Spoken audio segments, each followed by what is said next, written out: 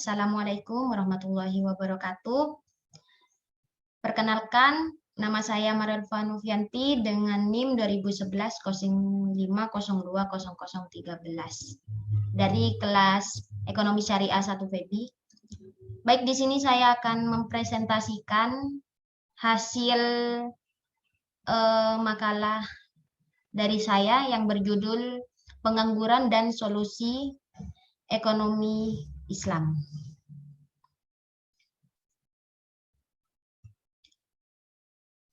Pengangguran adalah suatu kondisi orang yang masuk dalam angkatan kerja atau sedang mencari pekerjaan tetapi tidak mendapatkan pekerjaan. Badan Pusat Statistik atau BPS melalui Sakernas, yaitu Survei Angkatan Kerja Nasional, mendefinisikan pengangguran sebagai berikut. Yang pertama, mereka yang sedang mencari pekerjaan dan saat itu tidak bekerja. Yang kedua, mereka yang mempersiapkan usaha, yaitu suatu kegiatan yang dilakukan seseorang dalam rangka mempersiapkan suatu usaha atau pekerjaan yang baru.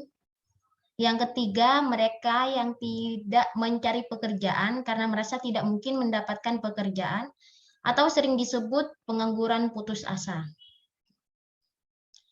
Yang keempat, mereka yang sudah mendapatkan pekerjaan tapi belum siap bekerja. Di sini selain pengertian pengangguran, ada pula macam-macam dari pengangguran. Yang pertama, berdasarkan penyebabnya, dibagi menjadi 3 bagian, yaitu yang pertama pengangguran normal atau friksional, yang kedua pengangguran siklikal, dan yang terakhir pengangguran teknologi. Pengangguran normal atau friksional yaitu penganggur yang tidak ada pekerjaan, namun bukan berarti tidak bisa memperoleh pekerjaan, tetapi karena sedang mencari lapangan kerja yang lebih baik. Yang kedua yaitu pengangguran siklikal. Pengangguran siklikal yaitu penganggur yang disebabkan karena terjadinya kemerosotan suatu perusahaan yang menyebabkan kegiatan dalam industri tersebut menurun, sehingga pekerja terpaksa dihentikan dan menjadi pengangguran. Dan yang terakhir, pengangguran teknologi. Pengangguran teknologi yaitu penganggur yang disebabkan timbulnya pengganti tenaga manusia oleh penggunaan mesin dan kemajuan teknologi lainnya. Selanjutnya yaitu berdasarkan ciri-cirinya dibagi menjadi 4. Ada pengangguran terbuka, pengangguran tersembunyi, pengangguran bermusim, dan pengangguran setengah. Pengangguran terbuka yaitu pengangguran yang tercipta akibat dari pertambahan lowongan pekerja yang lebih rendah dari pertambahan kerja. Pengangguran tersembunyi yaitu pengangguran ini terutama diwujudkan di sektor pertanian yang kelebihan tenaga kerja. Pengangguran bermusim yaitu pengangguran yang bermusim terdapat di sektor pertanian dan perikanan. Yang terakhir yaitu pengangguran setengah. Umumnya pekerja-pekerja yang mempunyai masa kerja tidak sepenuh waktu dan jam kerjanya jauh lebih rendah dari yang normal. Selanjutnya ada pengangguran menurut pandangan Islam. Menurut Kordawi, pengangguran dibagi menjadi 2 macam, yaitu ada pengangguran jabariyah, yaitu menganggur karena tidak ada pilihan lain sebab tidak mempunyai keterampilan. Yang kedua ada pengangguran khiyariyah, yaitu orang yang memilih menganggur dan bergantung pada orang lain padahal dia mempunyai kemampuan. Adapun perintah untuk bekerja terdapat dalam Quran ataupun hadis, salah satunya terdapat pada Quran surat At-Taubah ayat 105 yang berbunyi, "Dan katakanlah Bekerjalah kamu, maka Allah dan Rasul-Nya serta orang-orang mukmin akan melihat pekerjaanmu itu, dan kamu akan dikembalikan kepada Allah yang mengetahui akan yang gaib dan yang nyata.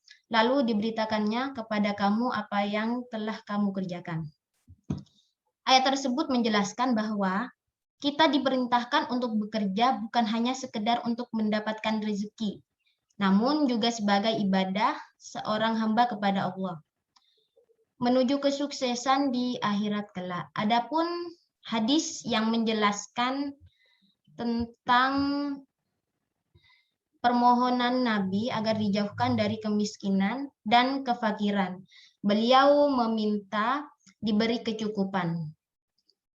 Dari Malik, Rasulullah SAW bersabda, "Ya Allah, menyingsikan pagi dan menjadikan malam untuk istirahat, dan menjadikan matahari dan rembulan untuk perhitungan.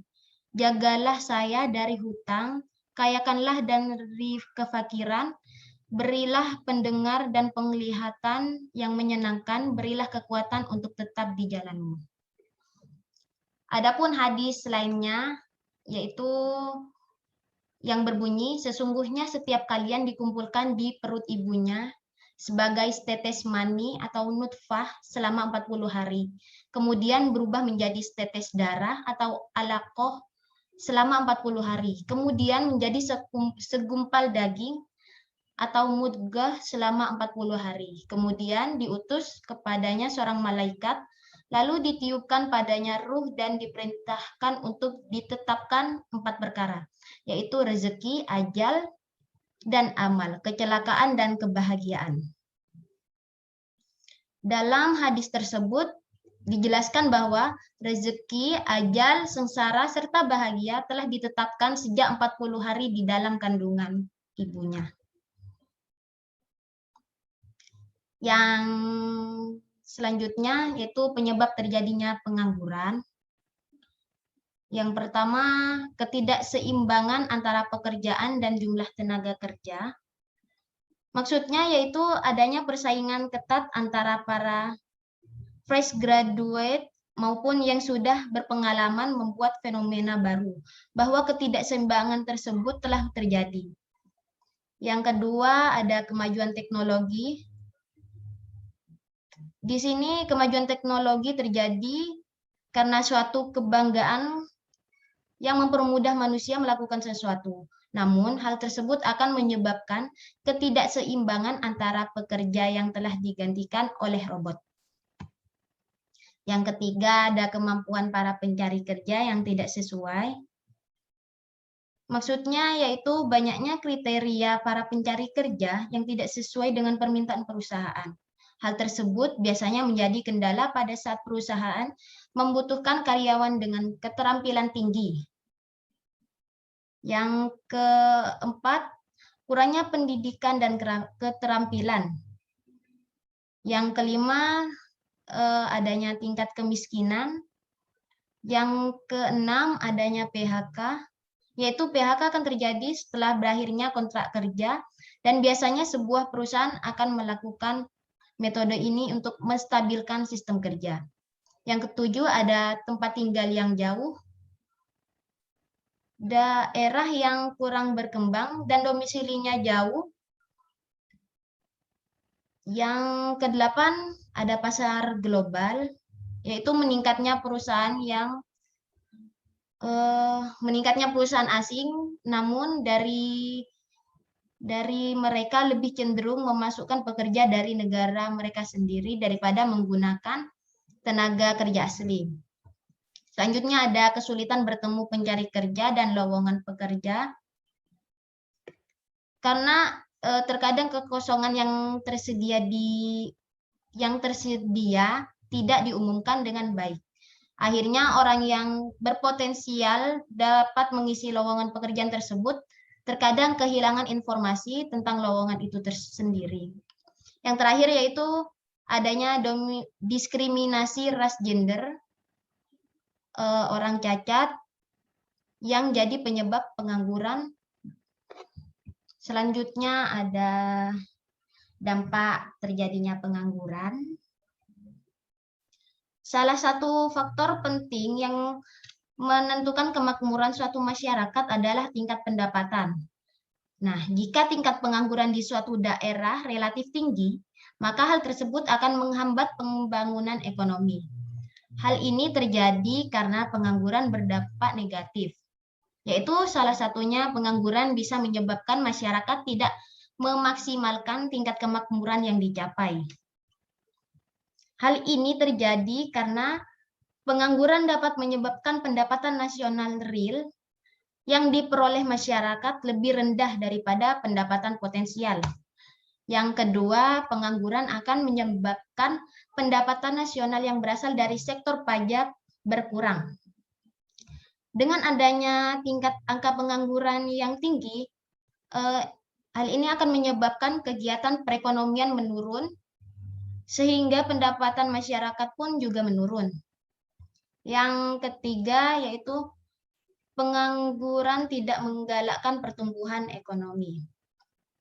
Dengan banyaknya pengangguran, maka akan menyebabkan daya beli masyarakat akan berkurang, sehingga permintaan terhadap barang-barang hasil produksi juga akan berkurang.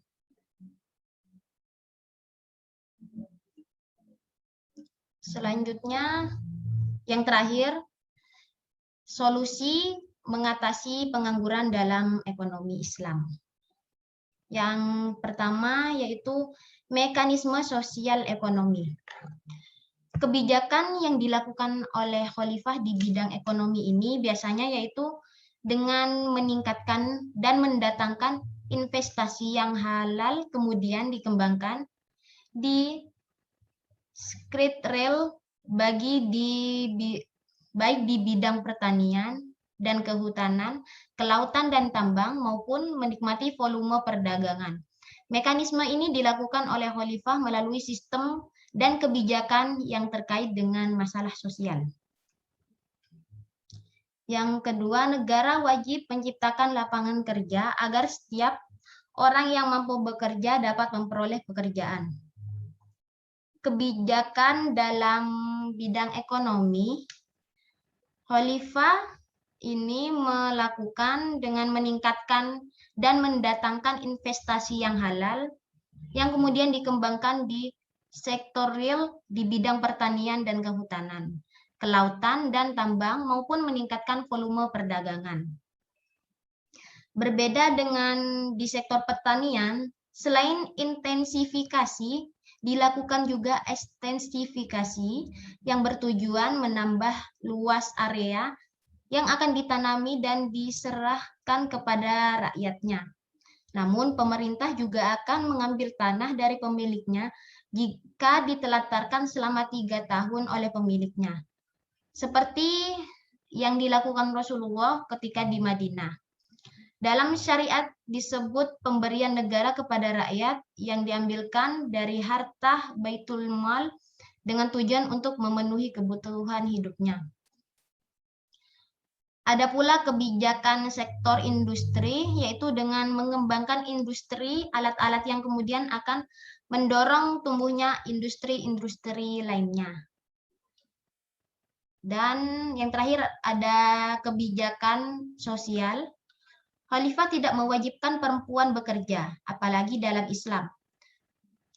Agar lapangan pekerjaan mayoritas akan diisi oleh laki-laki kecuali sektor pekerjaan yang memang harus diisi oleh perempuan. Dan yang ketiga ada negara menyediakan jaminan sosial berupa jasa pendidikan, kesehatan, dan keamanan. Maksudnya, melalui negara, Islam menjamin kebutuhan pokoknya terpenuhi. Melalui mekanisme yang bertahap, maka kebutuhan jasa pendidikan, kesehatan, dan keamanan juga akan dipenuhi oleh negara kepada setiap rakyatnya. Islam juga menentukan bahwa yang bertanggung jawab menjamin 3 jenis kebutuhan dasar tersebut adalah negara. Dan yang terakhir adalah negara harus berpihak kepada pengusaha maupun buruh secara adil. Hubungan ketenaga kerjaan dalam Islam adalah hubungan kemitraan yang harus saling menguntungkan agar hubungan kemitraan berjalan dengan baik dan pihak yang terlibat juga saling menguntungkan. Maka Islam mengatur secara jelas dan rinci dengan hukum-hukum yang berhubungan dengan ijoroh al-ajir atau kontrak kerja. Mungkin hanya ini yang dapat saya sampaikan, kurang lebihnya mohon maaf. Wassalamualaikum warahmatullahi wabarakatuh.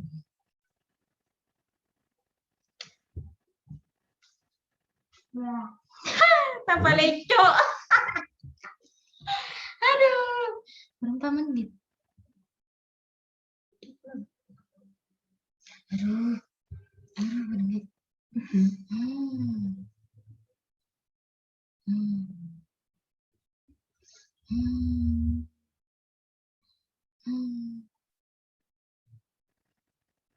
Langsung upload ke YouTube hati-hatian kok. Saya tas meja. Abinya anggapin.